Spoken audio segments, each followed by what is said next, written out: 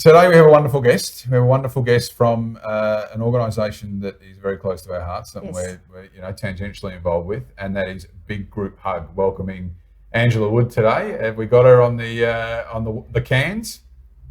Hello. Hi. How are you doing there today, Angela? Doing well. Taking notes, actually. Taking a lot of notes from what you've just said. Nothing ever goes wrong at Big Group Hug. We never need to worry about that. It's actually really good parenting advice I'm taking as well. Hang on. If things go wrong with your parenting... Mistakes. Oh, of course. Yes. You can't cover up with kids. You just can't do it. So. No, but you've got years to fix those mistakes, so that's okay. Yeah, that's true. There's no press conferences either, so you don't have to face the media either. Only when you visit the grandparents. The other way around though. Yeah, they have to face the music with the sugar. That's my That's true. So we're talking Big Group Hug today. Now this is your now how long has Big Group Hug been rolling? You just have to remind me. Yeah, about 7 years, going on 8. Wow. Good on you. And tell us a bit about what it is, sort of what problem Big Group Hug solves and what it's all about, what got you started.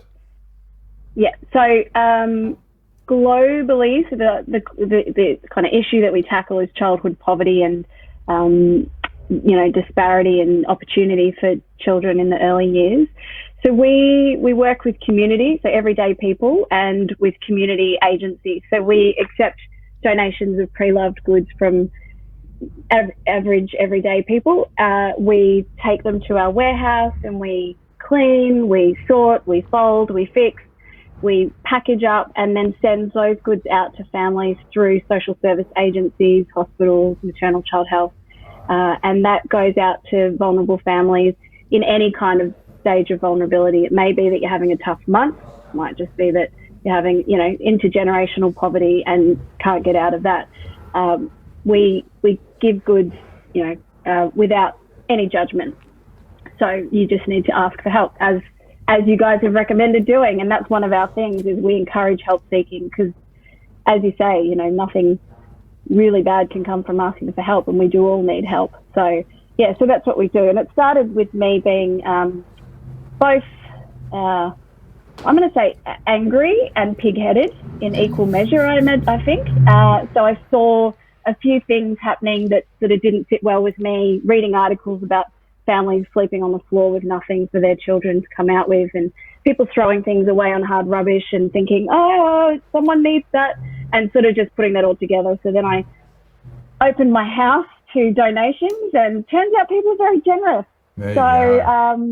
So then, we've grown from there. Basically, we now operate out of a warehouse with about 200 volunteers, and we're fully volunteer run, and we have been ever since we began. So on the blood, sweat and tears of volunteers, we've grown to, quite a substantial organisation we're very proud of. No, I think you have a lot to be proud of, Angela, and I think your volunteer team are unbelievable. We've been out and seen the facility ourselves, and it's just... Now, speaking of the facility and these current circumstances, I think this is... we probably need to change gears a little bit here. The last few months has been very, very difficult for a lot of people, and I understand that your warehouses, you've had to sort of shutter it for a little while. And how are you managing and how are you sort of making it happen in these extraordinary circumstances? Yeah, so I'm half like you, Christian. I don't mind a challenge. This is probably beyond, what I imagined I could cope with, or any of us did. So we hit the perfect storm, as I think many charitable organisations and businesses have, with vulnerable volunteers we couldn't have in our warehouse, lack of inability to move around, so we couldn't access donations, and then reduction in funds and no events, those sorts of things. So that presented quite a challenge, and we came up with some really, I think, sort of ingenious ideas. We had initially a drive-through delivery service, so people could donate their pre-loved goods, with just sort of slowing their cars down, and we would, take their goods out with contactless, and that was great. Stage 4 restrictions have then become, a whole nother level, which makes sense. So we've struggled to access donations, even though people have things sitting in their homes.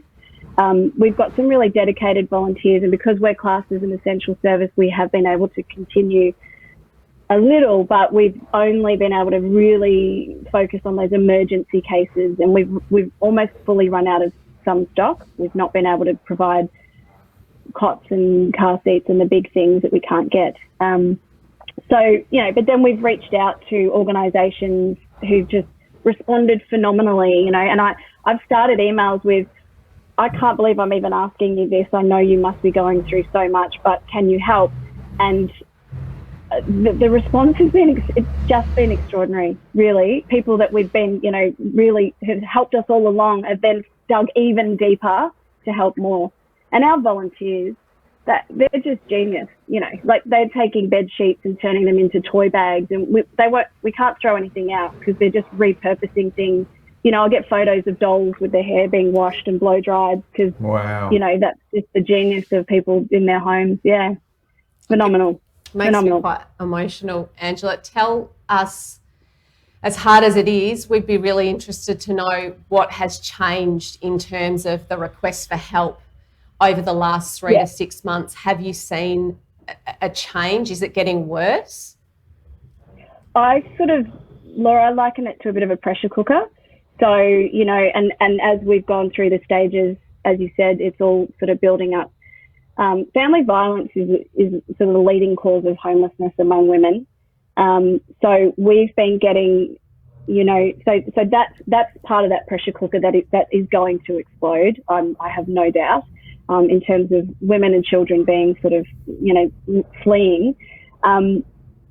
We have had just an increase in, it's not just the increase in volume, it's the increase in severity of desperation. So I will get we normally work through agencies, but I'm getting every day emails from people and the heading is, I am struggling to feed my child. And, I'll just be looking through and that email will just pop up. Or last week I got a call about a child, which I'll tell you about in a moment. But so people that fall through the cracks, who don't have access to, job seeker, or, there was a mum, she's desperate for her child. She's an international student. She was here on a 3-month visa. She's been stuck here. Her husband lost his job overseas. She just has nothing for her child and can't access funds. So those are the stories that are increasing. But last week, this is, we hear tough stories, but last week I got a call from a social worker for a child. This is what I mean about the pressure cooker of family violence being a thing. Financial burden, children, isolation, that all exacerbates that situation. And we got a call to say that, I can't even, it's hard to even say these words, but that there was a 4-year-old that needed help because she was in hospital for non-accidental injuries. And that means that child is yes, we know beyond what that vulnerable. Means. Yes. And the words just, so I'm sorry. I'm worried we're going to just get more and more of those sorts of situations as children's vulnerability is exposed. Sorry, that's a really tough one because my daughter's 4. And that lid coming off is where I'm concerned for our community and our culture. Well, and thank goodness that people like you exist and your 200 strong volunteers exist. And I think, we're all really aware that this is happening, but I think it must be really hard for you guys to see it so black and white like you are.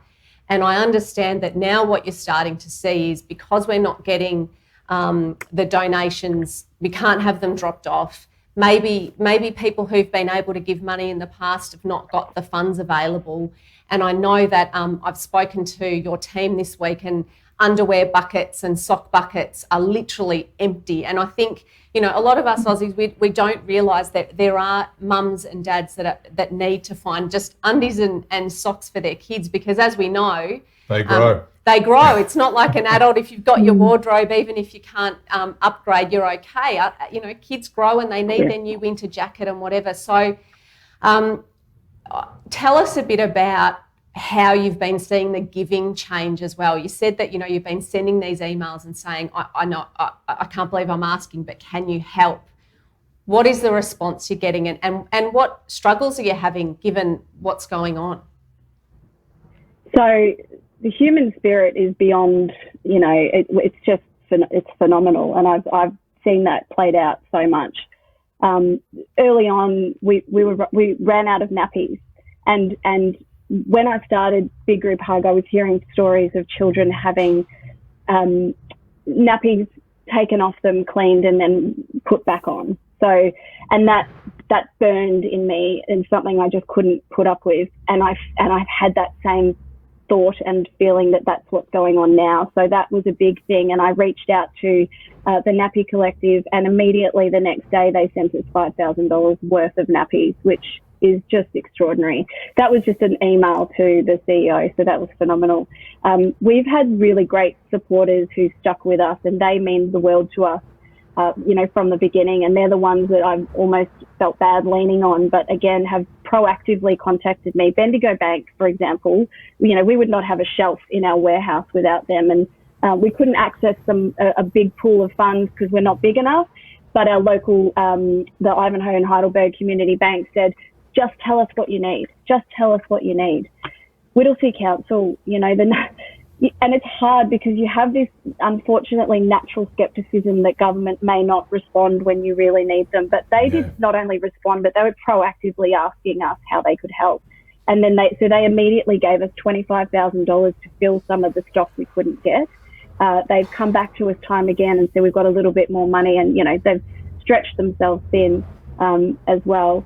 There's a beautiful company called the Stork Nest, and they've given us in the past, and again we ran out, and I just sent a cheeky email and said, guys, is there anything else you can get us? And they responded again immediately.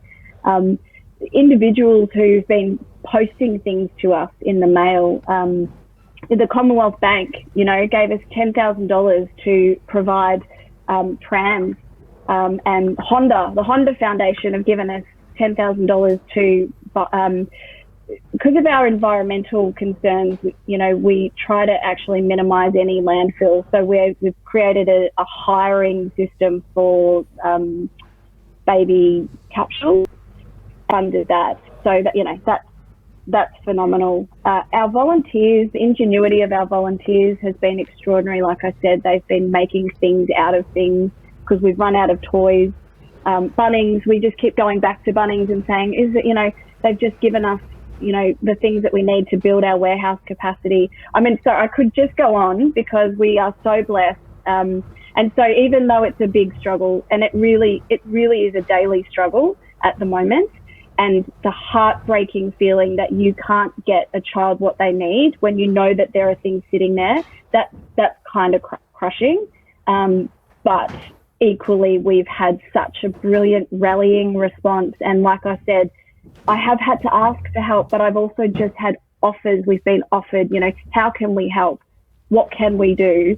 And that's just been humbling, and to be able to help when so many people feel frustrated is actually I feel very, very lucky to be able to do that. And so we're very grateful, even though it's hard. What a strange set of emotions this is, where you're got full of gratitude and full of desperation at the same. It's just, I don't envy your position, Andrew. I've got to be honest, I really don't.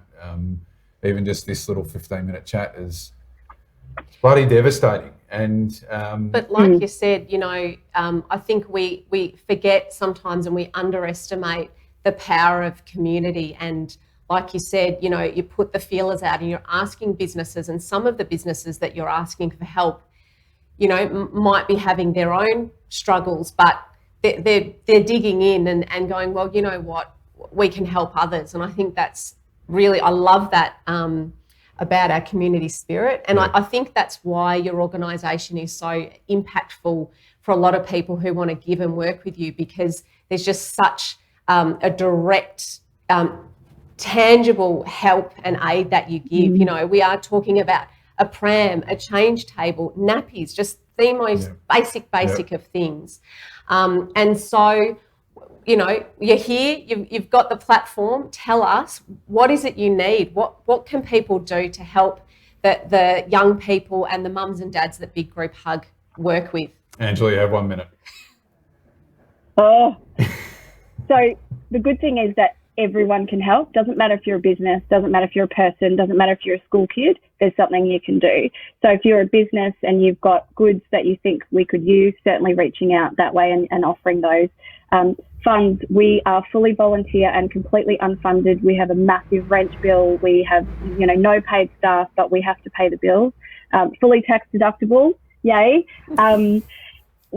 Get on our social media, share our stories. The more people that know about us, the more help we can receive, but more importantly, the more help we can give.